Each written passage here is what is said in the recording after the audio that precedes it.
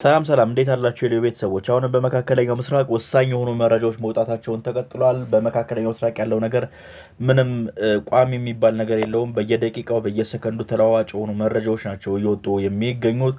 በእስራኤልና በሄዝቦላህ መካከል የሰላም ስምምነት ተደረገ ተብሎ ቀጠናው ወደ መረጋጋት ውስጥ ይመለሳል ተብሎ በሚጠበቅበት በዚህ ሰዓት እስራኤል ጦር በደቡባዊ ሊባኖስ ታሪካዊ ባፎርት ቤተመንግስት ኮረብታ አካባቢ የሚገኝን የሄዝቦላ የመሬት ውስጥ ዋሻዎችን ለመደምሰስ አጠቃላይ 700 ቶን የሚደርስ ክብደት ያለው ፈንጂን የታገዘ ከፍተኛ ፍንዳታ እርምጃ መውሰዷን አስታውቃለች። ጠቅላይ ሚኒስትር ቤንያሚን ኔታንያሁ እና የደህንነት ሚኒስትራቸው እስራኤል ካትዝም ባወጡት የጋራ መግለጫ እነዚህ የመሬት ውስጥ ዋሻዎች ሄዝቦላ በሰሜናዊ እስራኤል በሚገኙ ማህበረሰቦች ላይ ድንገተኛ ጥቃትና ወረራ ለማካሄድ ያዘጋጃቸው መሆኑን ገልጸዋል። ነገር ግን ሄዝቦላ በዚህ አካባቢ ላይ ጥቃት ከመሰንዘሩ በፊት እርምጃ ተወስዶበት የመሬት ውስጥ ዋሻዎቹ እንዲወድሙ መደረጋቸውን ገልጸዋል። ሁለቱ አጠቃላይ በሰጡት መግለጫ እስራኤል እርምጃውን የወሰደችው በሄዝቦላ ከቀን በፊት የተኩስ አቁም ስምምነቱን በግልጽ በመጣሱ እንደሆነ ብትገልጽም ስለተፈጸመው ጥሰት ዝርዝር መረጃ ግን ሳታቀርብ ቀርባለች። ዝርዝር መረጃዎችን ሳታቀርብ ነው እንግዲህ ክስን እስራኤል እያቀረበች የምትገኘው። የተኩስ አቁም ጥሰት በፍጹም አንቀበልም ያሉት መሪዎቹ የእስራኤል የሄዝቦላ ወታደራዊ አቅም እንደገና የመገንባት ጥረት ለማክሸፍ የሽብር መሰረተ ልማቶችን የማፍረስ ስራውን አጠናክሮ እንደሚቀጥል ነው እንግዲህ የእስራኤል ጦር እየገለጸ የሚገኘው። ሄዝቦላ በጉዳዩ ላይ ወዲያውኑ በሰጠው ይፋዊ ምላሽም በሌላ በኩል ኢራን ቀደም ሲል ከዋሽንግተን ጋር ለሚደረግ ማንኛውም የዲፕሎማሲ ንግግር እስራኤል ከሊባኖስ ግዛት ሙሉ በሙሉ መውጣት አለባት የሚል ቅድመ ሁኔታ ማስቀመጧ ይታወሳል። እንግዲህ ነገር ግን ያነዛ ነገሮች ተፈጻሚ የሆኑ አይደለም። 700 ቶን ፈንጂ በአንድ አካባቢ ላይ መጠቀም ተራ ወታደራዊ ምላሽ ሳይሆን የመሬት ውስጥ የመከላከልና የጥቃት አቅምን ሙሉ በሙሉ ወደ መሬት ከወለል የማፈራረስ ስትራቴጂ ነው።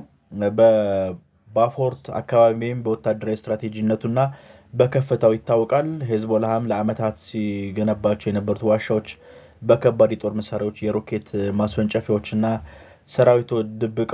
ሰራዊትን ደብቀው ሊያቆዩ የሚችሉ በመሆናቸው እስራኤል በአየር ድብደባ ብቻ ሳይሆን በመሬት ላይ ከፍተኛ ፈንጂ በመጠቀም ሙሉ በሙሉ ለመደምሰስ እንደተገደደችም ነው የገለጸችው። ይህ እርምጃ በሄዝቦላ ብቻ ሳይሆን በሊባኖስ ህዝብና በክልሉ አካባቢዎች እስራኤል በደቡባዊ ሊባኖስ ያለውን ወታደራዊ ስጋት ለመደምሰስ ምንም አይነት ማዕቀብ እንደሌላት የሚያሳይ ስነልቦና ምልክት ነው የሚሉ ሀሳቦችን በስፋት እየተሰነዘሩ ይገኛሉ። እስራኤል የሄዝቦላ በተኩስ አቁም ስምምነቱ ጥሷል ብላ ስትከስም ዝርዝር ማስረጃ አለማቅረቧ በዲፕሎማሲው መድረክ ላይ ጥያቄዎች እንዲነሱ እያደረጉ ይገኛሉ። የተኩስ አቁም ስምምነቶችን በሚደረጉበት ወቅትም ሁለቱ ወገኖች የራሳቸውን ትርጓሜ እንደሚሰጡ ያሳያል።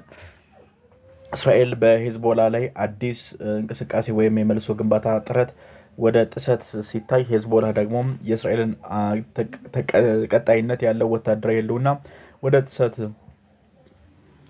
ጥሰት ይቆጥሯል። በሄዝቦላ ወዲያው ምላሽ አለመስጠቱ ወታደራዊ ውሳኔ ከመስጠቱ በፊት የደረሰበትን ጉዳት በመገምገም ላይ መሆኑን ወይም ፖለቲካዊ ስትራቴጂ ሄዝቦላ ወዲያውኑ ምላሽ አለመስጠቱ ወታደራዊ ውሳኔ ከመስጠቱ በፊት የደረሰበትን ጉዳት በመገምገም ላይ መሆኑን ወይም ደግሞ ፖለቲካዊ ስትራቴጂ ምላሾችን በጥንቃቄ እያዘጋጀ እንደሆነ ያመለክታል የሚሉ ሀሳቦች በስፋት እየተሰጡ ይገኛሉ። እስራኤል ከ1982 እስከ 2000 ዓ.ም ድረስ በደቡባዊ ሊባኖስ ወታደራዊ ደህንነት ቀጠና መስርታ የነበረበት ሁኔታ ይታወሳል። ይህ ደግሞ በሊባኖስ ህዝብና በመንግስት ዘንድ ከፍተኛ ቁጣን የሚቀሰቅስ ነው። የሊባኖስ መደበኛ ሰራዊትና የቤይሩት መንግስት የእስራኤል ወታደራዊ እንቅስቃሴም ሆነ የሄዝቦላ እንቅስቃሴ ለመክታት ያላቸው አቅም ውስን መሆኑን ያጋልጣል። ይህ ግጭት በሊባኖስ በእስራኤል ድንበር ብቻ የሚወሰን አይደለም፣ ይልቁንም የመካከለኛው ምስራቅ አጠቃላይ የኃይል ሚዛንም የሚነካ እንደሆነ ነው እየተገለጸ የሚገኘው።